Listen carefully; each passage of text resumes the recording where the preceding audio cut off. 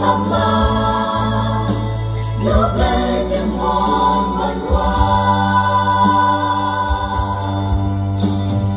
như băng băng về ta trên nghe là đình xoa